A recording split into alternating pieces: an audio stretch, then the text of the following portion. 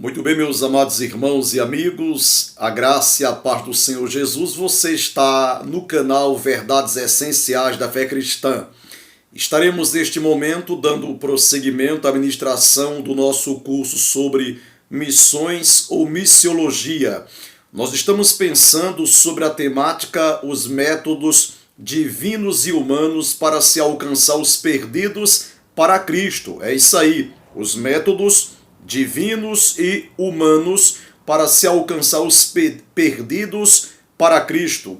E nós queremos fazer uma retrospectiva, queremos fazer uma síntese, um resumo de algumas verdades que foram abordadas em nossa aula anterior, e diante dessa retrospectiva nós queremos dar prosseguimento à ministração deste curso de missões ou este curso de missiologia. Nós iniciamos a nossa aula anterior apresentando aos irmãos e amigos algumas formas da igreja cristã, da igreja local, de uma igreja comprometida com Deus vivo, praticar missões ou a obra missionária.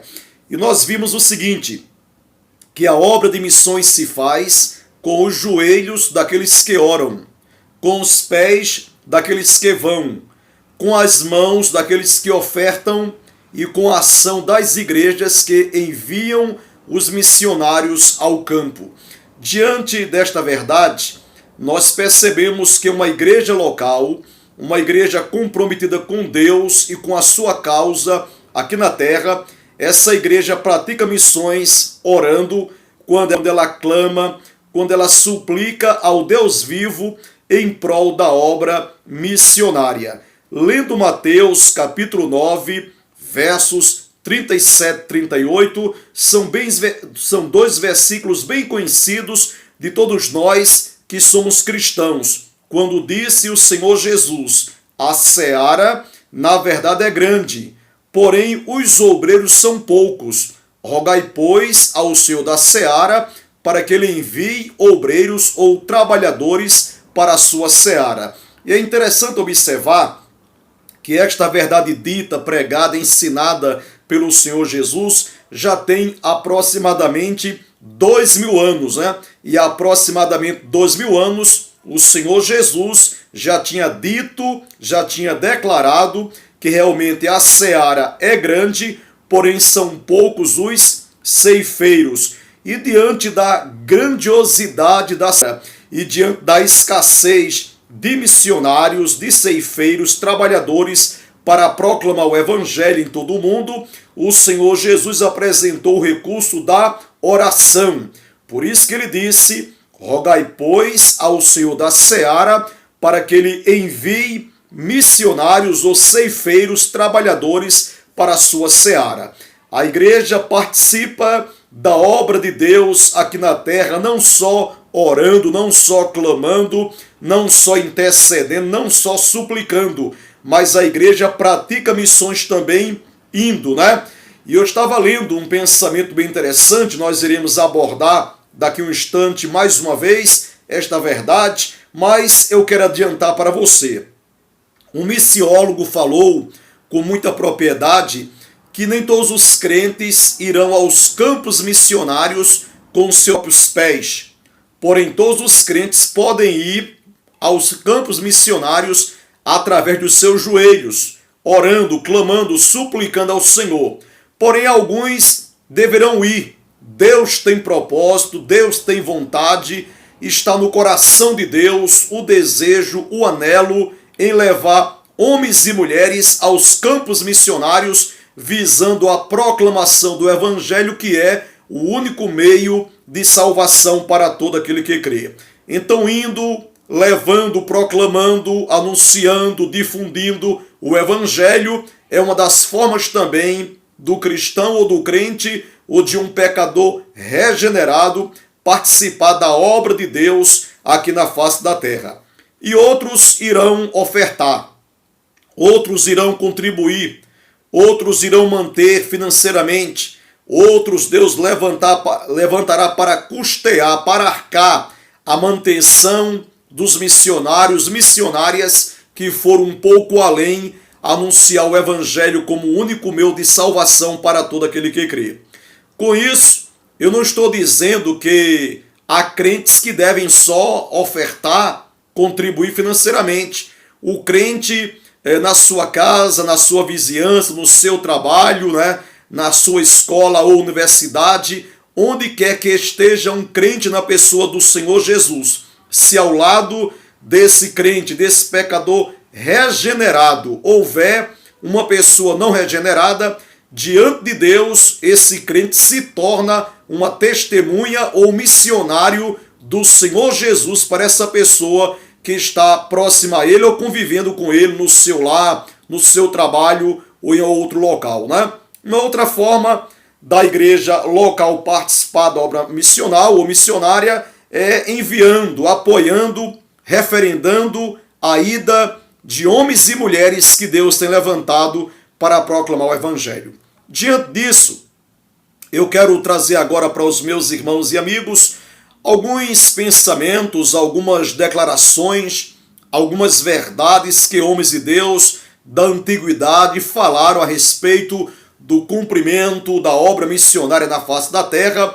Alguns já partiram, alguns estão com o Senhor, outros estão ainda entre nós, aqui na terra, vivos, pregando, proclamando, incentivando a igreja a investir em missões, orando, contribuindo e indo, né? Eu estava lendo alguns pensamentos missionários e eu quero compartilhar com você agora. O saudoso Dr. Oswald Smith, ele falou algo bem interessante nessa pauta, neste assunto voltado para missões. Disse, pregou, escreveu o Dr. Oswald Smith: se Deus quer a evangelização do mundo, porém se te recusas a sustentar as missões, então te opões à vontade de Deus. É isso aí. Se Deus quer, se Deus deseja a evangelização do mundo, a proclamação do evangelho na face da terra, e se você se recusa a manter, custear, interceder pela obra missionária, então você está se opondo à vontade soberana de Deus. Há um pensamento bem interessante, né? Até um pouco engraçado, mas eu entendi o que o missionário Jim Elliot ele quis falar quando ele disse o seguinte: não necessitamos de um grande chamado de Deus. O que realmente necessitamos é uma tapa no traseiro, né? Ele aqui estava repreendendo o comodismo de muitas igrejas, de muitos cristãos que dizem: eu preciso ouvir a voz de Deus claramente, eu preciso saber do meu chamado, eu quero saber se Deus quer que eu me envolva com a obra missionária para que eu possa fazer um pouco mais em prol do alcance das vidas de pecadores aqui na face da terra, através da pregação do evangelho. E para essas igrejas, ou cristãos individualmente, que dizem que estão aguardando, né, aguardando um grande chamado, uma grande manifestação sobrenatural de Deus, né? Então disse o missionário Jim Elliot: não necessitamos de um grande chamado de Deus. O que realmente necessitamos é uma tapa no traseiro, né? Realmente que Deus possa nos impulsionar a ir um pouco além, a anunciar o seu santo evangelho. O saudoso Nikolai Zinzendorf, né, o conde de Zinzendorf, ele que foi o líder daquela igreja conhecida como igreja moraviana, né? Ele chegou a declarar algo bem interessante, né? O Nikolai Zinzendorf, o conde de Zinzendorf, chegou a dizer: meu destino é proclamar o evangelho sem me importar as consequências pessoais para mim mesmo, né? Quando eu leio este pensamento do conde de Zinzendorf, meu destino é proclamar o evangelho sem me importar as consequências pessoais para mim mesmo, eu recordo aqui desta verdade escrita, pregada pelo apóstolo Paulo em Atos capítulo 20, versículo 24, quando o servo de Deus, consciente da sua missão de servir a Deus e glorificar a Deus, de proclamar o evangelho de Deus, ele disse: porém nada considero a vida preciosa para mim mesmo, contanto que complete a minha carreira e o ministério que recebi do Senhor Jesus para testemunhar o evangelho da graça de Deus. O apóstolo Paulo tinha consciência missionária e nós devemos ter a nossa consciência missionária formada para que nós sejamos, em pleno século XXI, instrumentos de proclamação desse evangelho que é o único meio de salvação para todo aquele que crê. O saudoso pastor Wesley, pastor inglês, ele também traduziu a sua consciência missionária, o seu amor a Deus e o seu comprometimento com a obra de missões, quando disse, John Wesley, minha paróquia é o mundo. Com isso, John Wesley, ele pregou, demonstrou para os seus ouvintes que ele não estava confinado a um templo, a um imóvel, a um patrimônio para servir a Deus, para pregar o evangelho, para praticar missões. O pastor John Wesley entendia que o mundo era realmente a sua paróquia, era o campo, a sua geografia para se proclamar o evangelho. O missionário Henry Martin, ele falou também algo bem interessante voltado para missões, quando ele disse o seguinte, o mundo está mais preparado para receber o evangelho do que os cristãos para propagá-lo. É triste, né? É triste, mas isso é uma verdade, que o mundo está mais preparado para receber o evangelho. Glória a Deus por isso. Agora o lado triste, do que os cristãos para propagá-lo. Aqui fala também sobre o comodismo por parte de muitos cristãos e igrejas. O saudoso missionário inglês Charles Stewart, ele chegou a declarar o seguinte, se Jesus Cristo é Deus e morreu por mim, então nenhum sacrifício que faça por ele será demasiadamente grande. O pastor Charles Stewart, ele tinha consciência do seu dever de adorar a Deus e servir a Deus na proclamação do evangelho, mesmo diante de problemas, dificuldades, perigos que poderiam a sua vida. O missionário inglês também, David Livingstone, ele também chegou a traduzir o seu amor, o seu comprometimento com missões, quando ele disse, Deus tinha um único missionário, Deus tinha um único filho e fez dele um missionário, né? E lendo João capítulo 3, versículo 16, um versículo bem conhecido de todos nós, quando disse o Senhor Jesus, porque Deus amou ao mundo de tal maneira que deu o seu Filho unigênito para que todo aquele que nele crê não pereça, mas tenha a vida eterna. O missionário David Blinder, ele também consciente do seu comprometimento com Deus e com a obra de missões aqui na terra, disse o missionário David Blinder, declaro agora que estou morrendo, que não viveria minha vida de outra maneira, ainda em troca do mundo inteiro, né?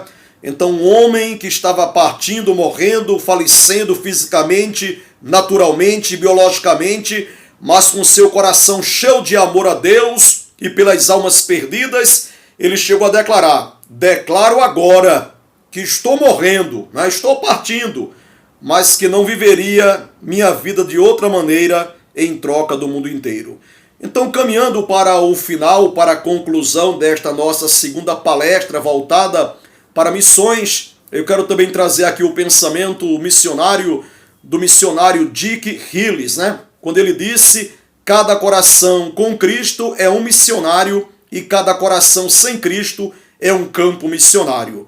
Uma outra verdade que falou muito ao meu coração foi uma verdade pregada pelo missiólogo, pelo missionário Carl F. Henry, quando ele disse, o evangelho só é uma boa notícia se chegar a tempo, né? Então, lamentavelmente, para muitas pessoas, o evangelho não chegou porque milhões de pessoas em todo o mundo partiram, morreram fisicamente sem ter a oportunidade de ouvirem a pregação do evangelho. Nós sabemos que nossos dias, estatísticas confiáveis comprovam, segundo a ONU, vivem hoje na face da Terra um pouco mais de 7 bilhões e 400 milhões de habitantes, e pesquisas e estatísticas fiéis comprovam que aproximadamente em pleno século XXI, 4 bilhões e 100 milhões de pessoas ainda não foram alcançadas com a pregação do Evangelho. E quando eu leio esse pensamento desse missionário, o Evangelho só é uma boa notícia se chegar a tempo, né? Eu fico pensando, meu Deus, que o Senhor tenha misericórdia desses mais de 4 bilhões de vidas que ainda não foram alcançadas com a pregação do Evangelho, né? E nós queremos também trazer o pensamento final aqui do pastor John Stott, quando ele falou o seguinte: temos os recursos para evangelizar o mundo, porém, lamentavelmente, eles estão dormindo nos bancos de nossas igrejas, né? Disse o saudoso pastor John Stott. Temos os recursos para evangelizar o mundo, porém, lamentavelmente, eles, os recursos, né, que são os cristãos, estão dormindo ou estão acomodados nos bancos de nossas igrejas, né? E eu concluo recordando aquela verdade que nós pregamos em nossa primeira aula, quando diz: ninguém é obrigado a seguir a Jesus,